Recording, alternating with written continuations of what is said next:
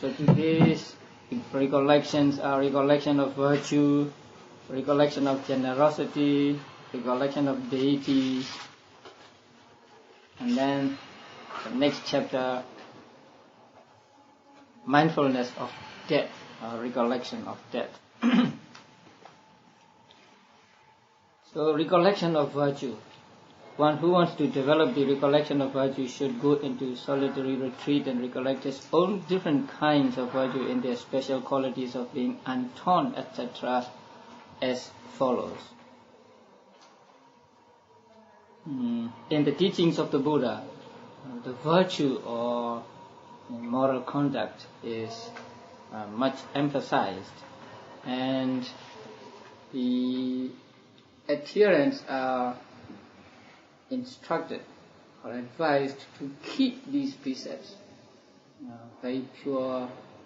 So it is said that they should be untorn, unrent, unblotched, unmottled, and that they should be liberating, praised by the wise, not adhered to, and conducive to concentration. They are described. Whenever a good sila is described, Buddha used these words. And the commentaries, including the path of purification, explains how the sila or the precepts are untorn, unrent, unblotched, and unmottled. So, for lay devotees, Buddha prescribed 5 precepts, and these are called precepts of a lay devotee: and not killing, not stealing, no sexual misconduct, no telling lies, and no intoxicants. And these 5 precepts are called householders' precepts, or sometimes they are called nitya sila, permanent precepts. That means to be kept always by the devotees, or by those who take refuge in the Buddha, the Dhamma, and the Sangha. And since utmost purity is important, here the Buddha said they must be untorn, unrent, and so on. Now, what is a torn virtue or torn sila? See, rented sila, blotched sila, mottled sila. So in order to understand, you can read the paragraph 102. Now, please have in mind just these precepts: 1, 2, 3, 4, 5. Now, if number 1 is broken, then the virtue is called torn virtue. Or if number 5 is broken, it is called torn. But if number 2 is broken, or number 3 is broken, or if number 4 is broken, then it is called rent. If they are not broken like that, it is called unrented. So there is a little difference between these words. But in reality, the precepts are to be kept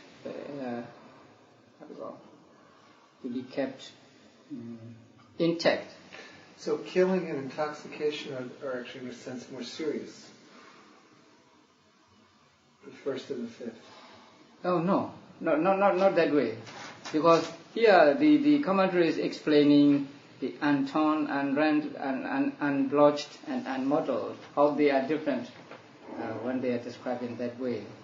So if when number 1 is broken, or number 5 is broken, it is called torn. But if number 2 or number 3 or number 4 is broken, then it is rent.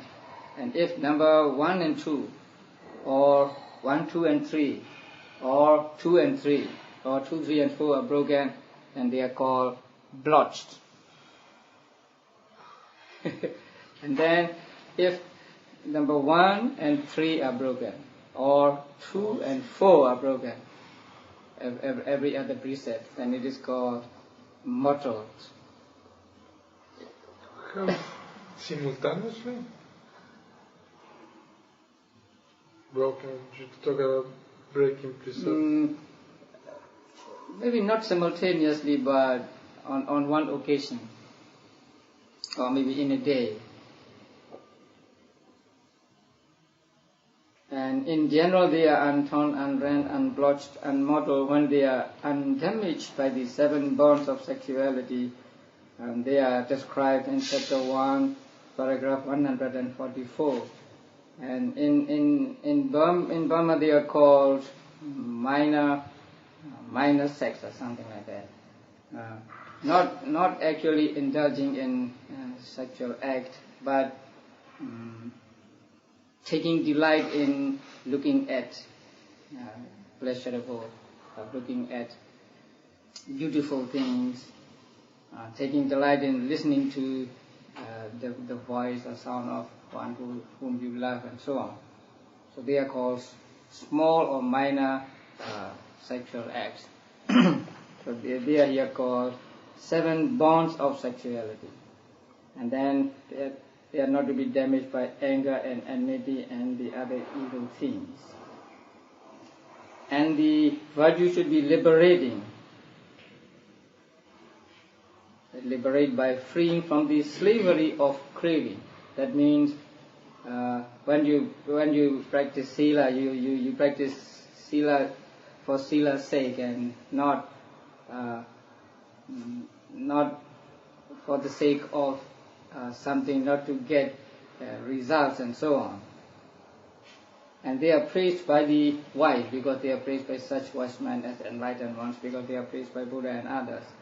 And they are not adhered to. Adhere to here means they are not kept motivated by craving or other unwholesome mental states like wrong view. And because of the impossibility of misapprehending that there is this flaw in your virtues, that means not really misapprehending, but impossibility of being accused or being criticized that there is this flaw in your virtue. They keep their sila so pure, so flawless, that nobody can say there is a flaw here, there is a flaw there. So it is not actually misapprehending. And the Pali word there is given here, paramattram. Now, this word, sometimes the word derived from the same root, the word paramasa, is used in sutras, and paramasa means something like wrong view. Paramasa, the literal meaning of paramasa is to what do you call this? To rub, something like that. To stroke, yeah, to stroke or to rub. And so it can also mean to take hold of. And mostly it is used for a wrong taking hold, wrong view. But in the later explanation, the beginning with all, because of the impossibility of misapprehending, here paramat, the Pali word paramatthum means to accuse or to be accused, to be found fault with. So not misapprehending here. There is this flaw in your virtue. They are conducive to concentration, since they conduce to excess concentration and absorption concentration, or to path concentration and fruition concentration. So that is why virtue, pure virtue or pure moral conduct is important, especially when we practice meditation. Because when we practice meditation, we try to get concentration.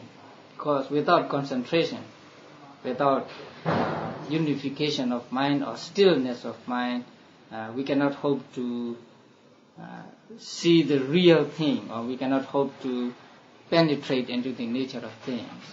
So in order to be able to penetrate into the nature of things, we need samadhi, we need unification of mind. And in order to get unification of mind or concentration of mind, we need what conduces to concentration, which is sila or virtue. So the virtue well kept is conducive to concentration, because when we keep our precepts, we do not have any guilt feelings, we do not have any remorse. Say if I have broken a rule and I think about it again and again, then this remorse comes to me again and again, especially when I practice meditation. Say, I'm expected to be very pure, and now I have done something wrong, and so on. So when this thought of guilt comes to us again and again, we cannot hope to get stillness of mind, peacefulness of mind.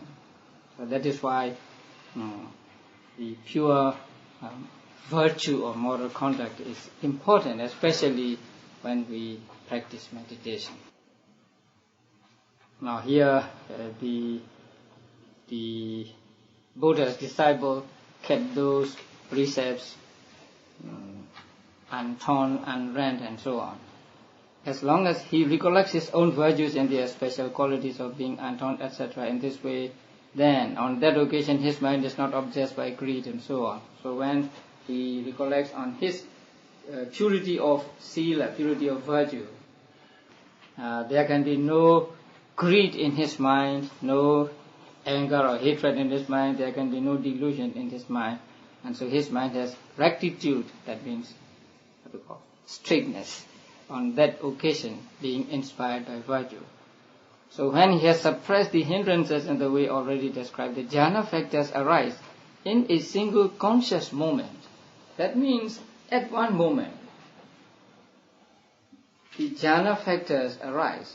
That means they become stronger, they become more matured, because jhana factors are always with us when we practice meditation, the initial application of mind, a sustained application of mind, and so on.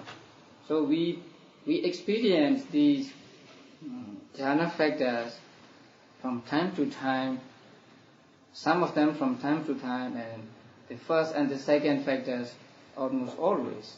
But they become stronger and stronger as you progress. And so at one time they become very, very strong. But since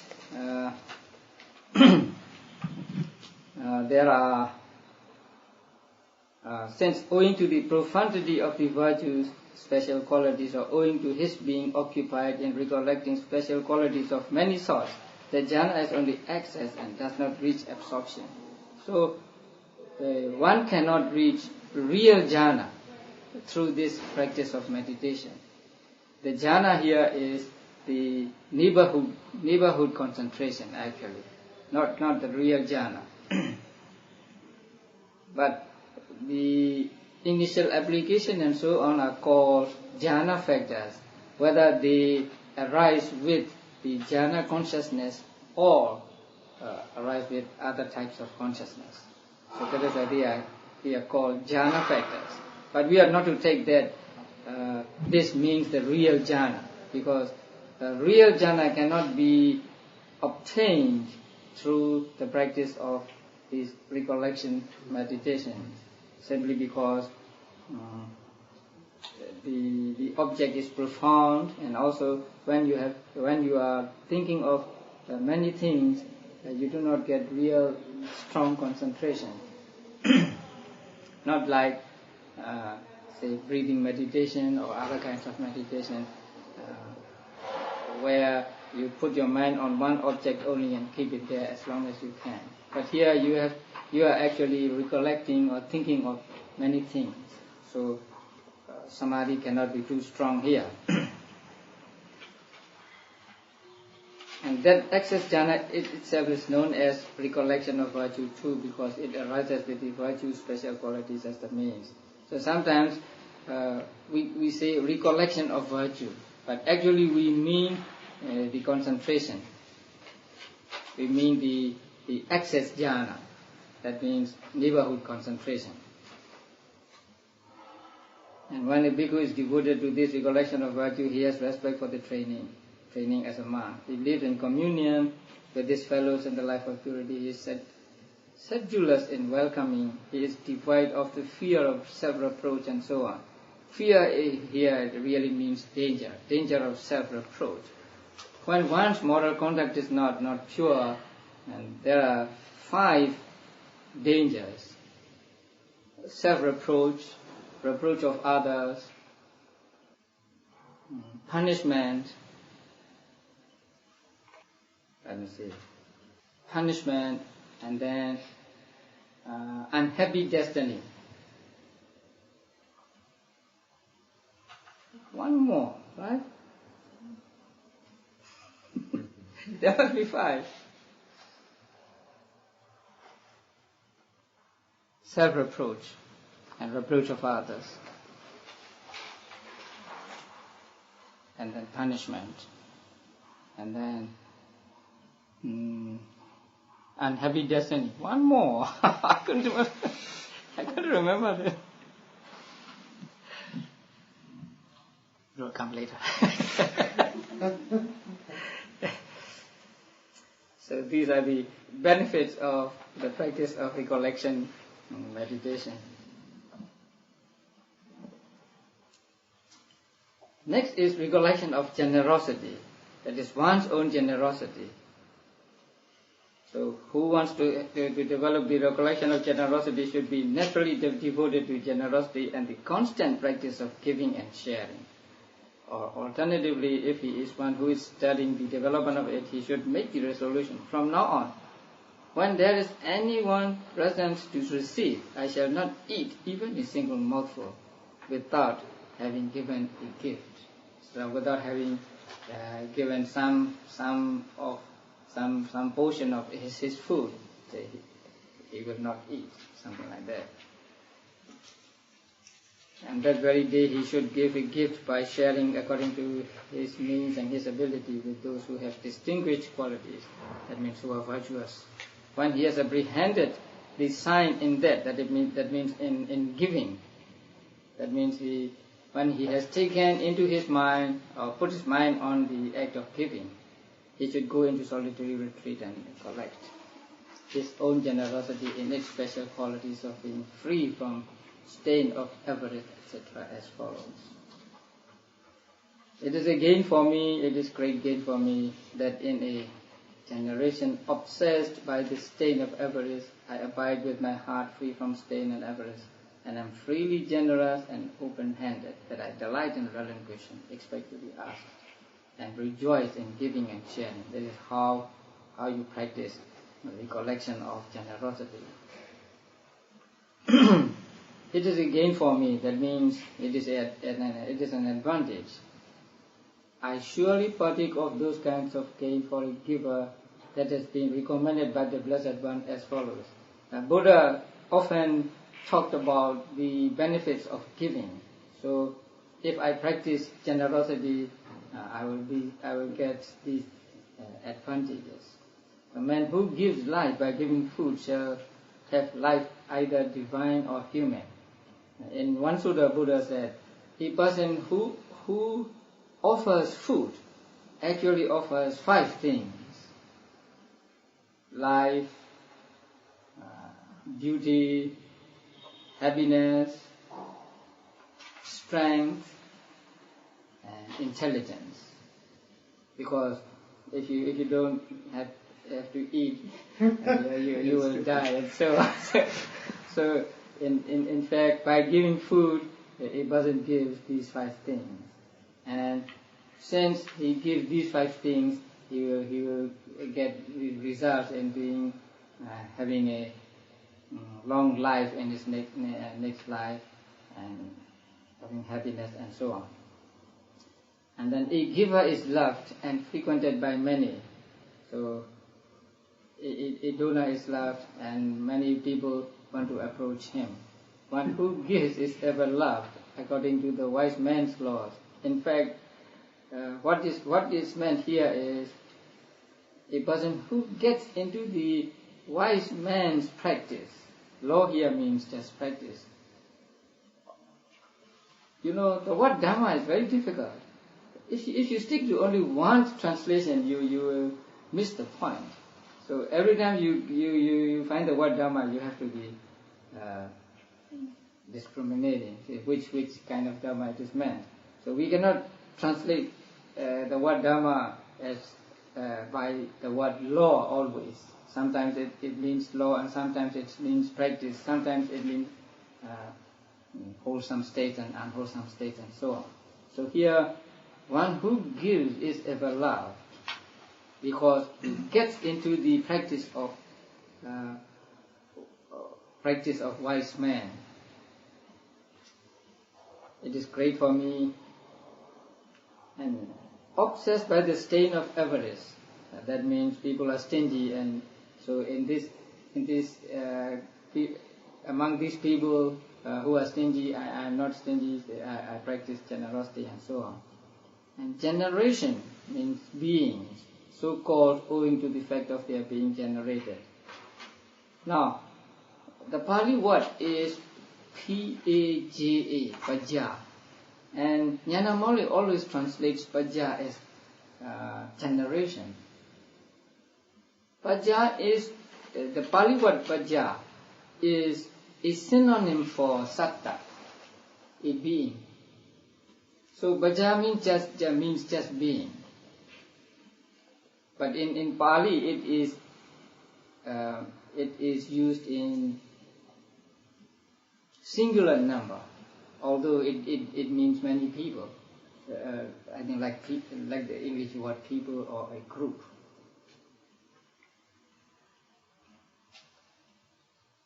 I don't know what people understand by the word generation. If you say generation, do you understand it to mean the whole, or all beings, or? Generation has several meanings in itself. It has giving birth, it's being generated. Yeah. It sometimes means, when we say people have a generation, that means of a 10-year span, everybody, that's called a generation. Yeah. Yes. It also has a time measurement, generations. I think it's 20, because it has to be for the reproduction of the next generation. 20 years. So I'm afraid that people might take that to mean, say, one generation, two generations of mankind and so on. But here, the generation or the Pali word Pajja means simply beings. So we can translate it as people or beings. Generation, beings. So the meaning here is this: among beings, not he used beings. Among beings who are overwhelmed by the stain of avarice, which is one of the dark states, that means unwholesome states, that corrupt the natural transparency of consciousness, and which has the characteristic inability to bear sharing one's own good fortune with others. So avarice is intolerance of one's own good being shared by others. That means, I have this book. I cannot bear to share this book with other person. Or if other person comes and uses this book, I don't like it. And that is what is called avarice in Pali, in Abhidhamma. It is not really stinginess. There is a very subtle difference, because the Pali word Maccharya is translated here as avarice, and Maccharya is accompanied by dosa, anger, not by lobha. So stinginess means, what is stinginess? You don't want to give your thing to other persons. You are attached to it.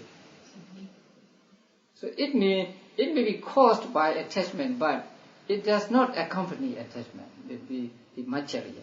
So Maccharya, when there is Maccharya, there is something like upset, being upset. I don't like my things to be used by others. Or a particular person. It might be anger that's generating it, not greed so much. And as a monk, say we depend on people.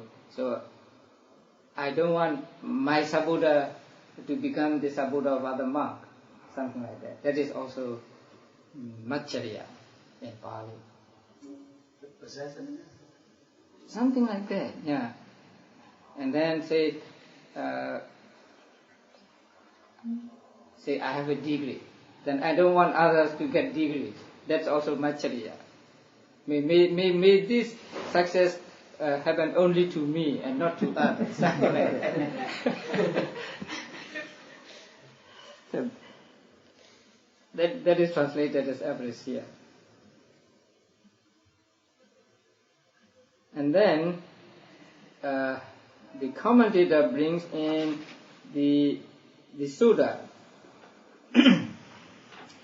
And in the Sutta, Buddha said, I live the home life with my heart free. That is in response to a householder asking Buddha, say what to do, what kind of abiding he has to keep. That's why he says, Buddha says, live the home life. So it is not meant for, that sentence is not meant for monks, because monks live homeless life. So the commentator is here explaining just that. Buddha said, live home life in this sutta, because he was talking to a lay person and not to monks. So for monks, Buddha says, for monks, the commentator just says he lives, not lives the home. What's called it? Not live the home life, but just lives. And then at the end of that paragraph, there the meaning is, I live overcoming. I think it should be overcoming. Say you are the head of a family. So you live governing the family or being the leader of the family. That is what is meant in Pali here. Overpowering? Supporting? Not supporting, but you are above the family, something like that. Overseeing? Leading? Leading, yeah. I think leading or overseeing.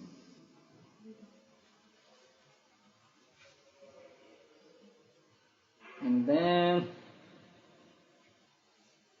paragraph 112, say about 6-7 lines down, we have the certain Yaja Yoga is a reading, in which case the meaning is devoted, yota to, and so on. Now, Yaja Yoga is another reading, not a reading. It is another reading. Sometimes we have different readings. Since they are carried down by word of mouth and also by writing, we have some variant readings. So this is another reading of the word, Pali word, Yaja Yoga. And so if the reading is with J instead of C, then the meaning is a little different. Because Yaja with J means sacrificing. Here sacrificing means just giving. So actually it means the same thing. And rejoicing, sharing, and so on. So the others are not difficult to understand. This meditation also lead to only access concentration and not to jhana, real jhana concentration. Then the recollection of deities. Now, in the recollection of deities, there are given different realms, and they are what we call the 6 realms of devas. The first is the realm of the 4 kings. That is the first realm. The second is the Dawatingsa, the realm of the 33. And the next is Yama, deities who are gone to divine bliss. And the next is Tusita, the deities who are contented. And next is Nimmanarati, those who delight in creating things for themselves and enjoy them. Then next is Paranimita Vasavati, who wields power over others' creations. Actually, they do not create things for themselves, but they have other deities create things for them and enjoy them. So the difference between the two is the Naimanarati, the first ones create things for themselves for their enjoyment. But the next one maybe more lazy. they don't create things for themselves, but they have others create for them. like people nowadays. People don't want to do things, but they have other people make things for them and then they use them. And there are deities of Brahma's retinue, that means they are higher celestial beings, Brahmas. And there are deities higher than that. You know, there are Brahmas of the first plane, second plane, third plane, and fourth plane. So at least there are 4 planes of the Brahmas. And all those deities possess faith such as that on dying here they were reborn there, and such faith is present in me too. Actually, this recollection is recollection of one's own qualities actually, but comparing one's own qualities with the qualities the deities have. So these people, these beings are reborn. Before they are reborn as deities, they were human beings, and when they were human beings, they have such qualities as faith, and then what? Virtue, learning, generosity, and understanding and panya. And these qualities are in me too, something like that. And here also there is a kind of discrepancy between what the commentaries say and what is said in the text. But the commentaries here arbitrarily said this is what is meant. When Buddha taught to Mahanama, actually Mahanama was his cousin. So when Buddha taught to Mahanama, Buddha said, a noble disciple recollects the faith, virtue, learning, generosity, and the understanding that are both his own and those deities. So if we take that literally, then it means that you must recollect on the qualities of the deities, and then on the qualities in yourself. So you must reflect on both qualities of both yourself and the deities. But the commentary said that it is important that you just take the qualities of the deities as an example. But actually what you must do is dwell on the qualities of yourself. So these qualities, those who possess these qualities are reborn as devas and brahmas, and those qualities are in me, and so I will also be reborn there, or something like that. So he recollects his own special qualities, making the deities stand as witnesses. That means just taking them as example. For this Western person, this is quite a bit different than, even with the change you just said, quite different than recollecting the 3 treasures and generosity and virtue. Those are, I can easily see how they would be very efficacious and very useful objects of meditation. But deities, or gods, in other places, Buddha says the question of whether there are gods or not does not further, or whether they're existent or not does not further one. That's not one of the useful questions or decisions. It's, and yet, this is as an object of as one of the six, it seems a lot of place.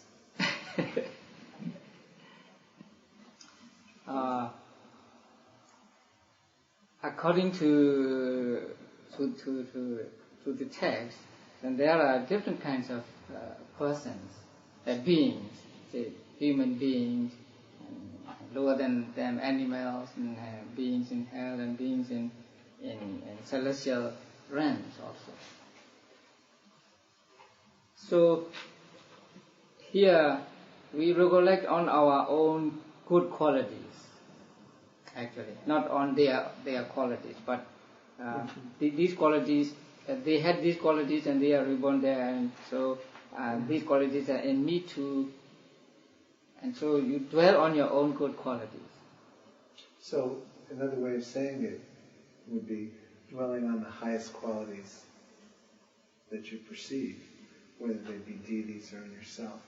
That would be an object of meditation.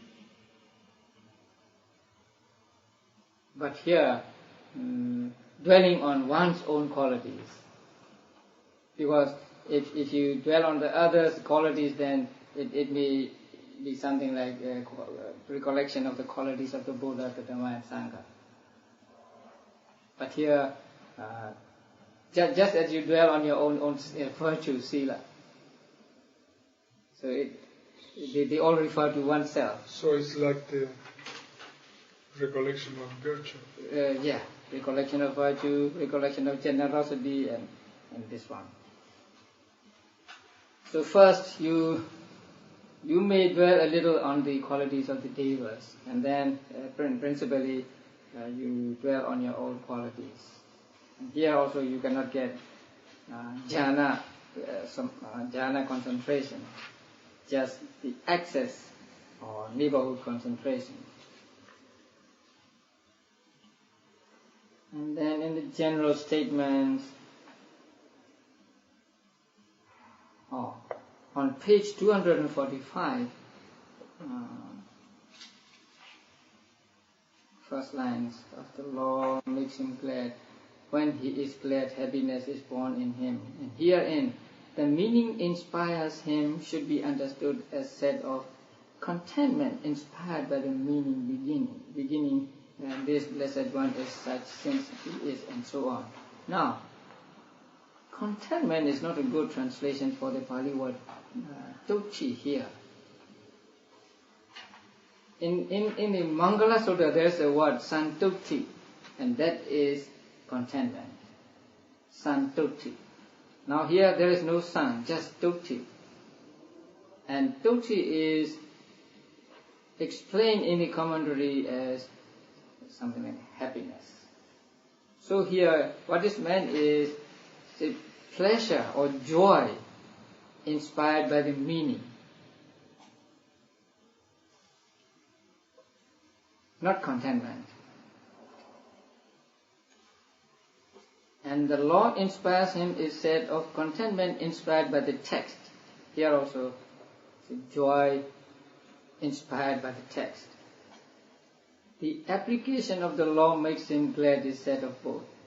Here I think we should say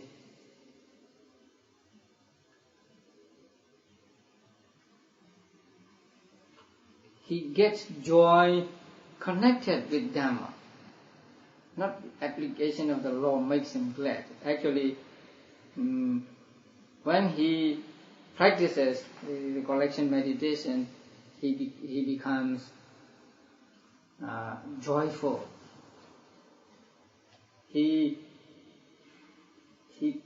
thinks of the words themselves, and he thinks of the meaning of the words.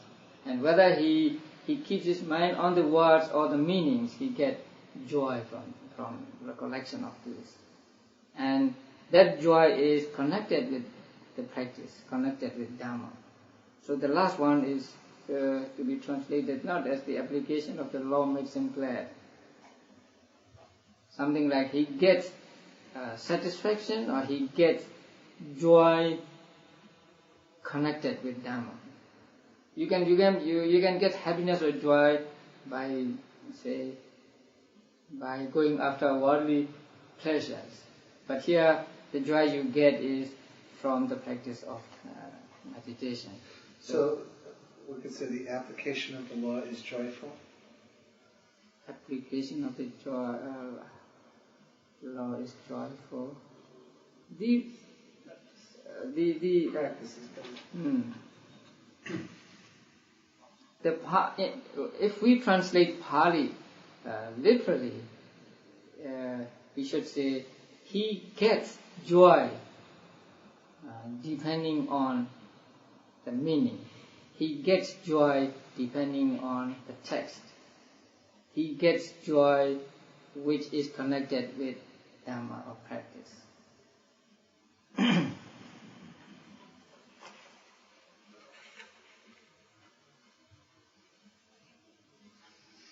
And then the commentary said that these recollections can be practiced to perfection only by those who have gained enlightenment.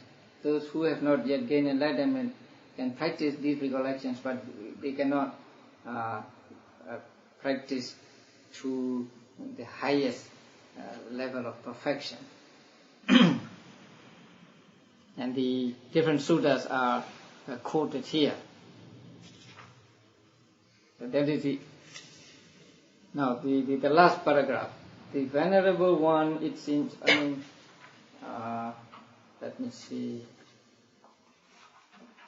Still, though this is so, they can be brought to mind by an ordinary man too. Ordinary man means those who have not yet enlightenment, if he possesses the special qualities of purified value and the rest. For when he is recollecting the special qualities of the Buddha, etc., even only according to hearsay, that means the second-hand knowledge, his consciousness settles down, in virtue of which the hindrances are suppressed. In his supreme gladness he initiates insight, and he even attains to arahantship, like the elder Pusadeva who dwelt at Katakandakara, is the name of a place. The Venerable One, it seems, saw a figure of the enlightened one created by Mara. You know, in Buddhism there is Mara, which is like Satan in Christianity. So sometimes Mara is considered to be a person, but many people think that it is personified the unwholesome state. But here it is taken as a person. So this monk met the Mara, and then this monk was very devoted to the Buddha, although he was not born at the time of the Buddha. So he wanted to see the Buddha. He wanted to see the likeness of the Buddha. And Mara was alive when Buddha was living, and so he asked Mara to assume the form of the Buddha, so that he could look at him. So the Mara assumes the form of the Buddha. So looking at the form of the Buddha, he thought, how good this appears despite its having greed, hate and delusion. That means this Mara has greed, hatred and delusion in him. Even then, when he assumes the form of the Buddha, it's very, very beautiful or very inspiring. And what can the Blessed One's goodness have been like? So the real Buddha, the real appearance of the Buddha might be thousands of times better than this. For he was quite without greed, hate and delusion. He acquired happiness with the Blessed One as object, and by augmenting his insight, that means developing his vipassana, he reached arahantship. So, after practicing recollection meditations, one can go over or change to vipassana and practice vipassana meditation. So vipassana meditation is trying to see the impermanence, suffering and soullessness of things. And so it can take any state, anything as an object. Sometimes they just take the joy they got from the recollection. So they look upon joy as impermanent and so on, and practice vipassana meditation and develop it and get enlightenment. Now the next one, mindfulness of death. Now death is defined here as the interruption of the life faculty included within the limits of a single becoming or single existence. That means in one life, a human life or an animal life or whatever. And interruption really means cessation or being cut off. So stoppage or cessation of the life faculty. You know life faculty, jivita in Pali. Something which keeps our bodies alive, and that is called life faculty.